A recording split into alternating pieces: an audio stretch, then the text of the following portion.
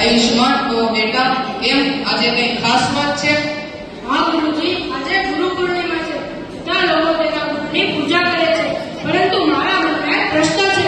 પૂછ, પ્રશ્ન પૂછો એ જ જ્ઞાનની શરૂઆત છે. ગુરુજી, ગુરુને ભગવાન કરતા પણ ઊંચું સ્થાન કેમ આપવામાં આવ્યું છે? સુંદર પ્રશ્ન છે. શાસ્ત્રોમાં કહેવાયું છે, ગુરુર બ્રહ્મા ગુરુર વિષ્ણુ ગુરુર દેવો મહેશ્વરા ગુરુર સાક્ષાત પરબ્રહ્મ તસ્મે શ્રી ગુરુવે નમઃ. કે ગુરુ આપણને જીવનમાં સાચો માર્ગ બતાવે છે. માતા પિતા આપણને શરીર આપે છે, જ્યારે ગુરુ આપણને જીવનની દિશા આપે છે. આ પુસ્તકમાં ઘણું જ્ઞાન રહેલું છે, પરંતુ જો તને આ પુસ્તક કોઈ સમજાવે નહીં તો આનો તને સાચો લાભ થશે? ના ગુરુજી. એવી જ રીતે માર્ગદર્શન વગરનું જ્ઞાન એ અધૂરું છે, અને જ્ઞાનને જીવનમાં ઉતારવાનું ગુરુ જ શીખવે છે આપણને. ગુરુજી, ગુરુની આજ્ઞાનું પાલન એટલું જ મહત્વનું છે? હા, બિલકુલ.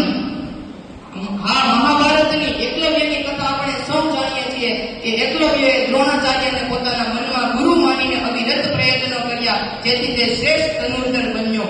આવી જ રીતે આ કથા એ ગુરુ પ્રત્યેની શ્રદ્ધા અને સમર્પણનું પ્રતીક છે. એટલે જીવનમાં સફળ થવા માટે માત્ર પ્રતિષ્ઠા જ નહીં, પરંતુ ગુરુનું સાચું માર્ગદર્શન અને આપણી મહેનત બંનેની જરૂર પડે છે.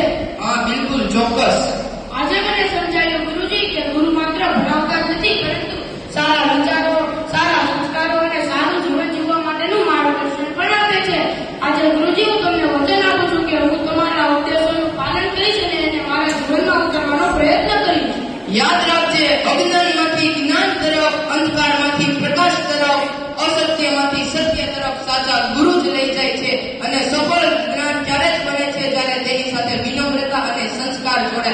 એટલે જ કહેવામાં આવ્યું છે કે ઝાડ વગર પાન નહીં અને ગુરુ વિના જ્ઞાન નહીં. અરે આ પાવન ધરતી તો સ્વયંમાં એક ગુરુ છે. કે અલગ છે તાસીરા ભૂમિની કે જ્યાં મહાભારત ગાવો અને ગીતાથી નીકળે, સૂર્યપુત્ર કર્ણની આ ભૂમિ કે જ્યાં આજે પણ જનક જેવા રાજા આવીને હળ હાકે તો જગદંબા સીતા નીકળે.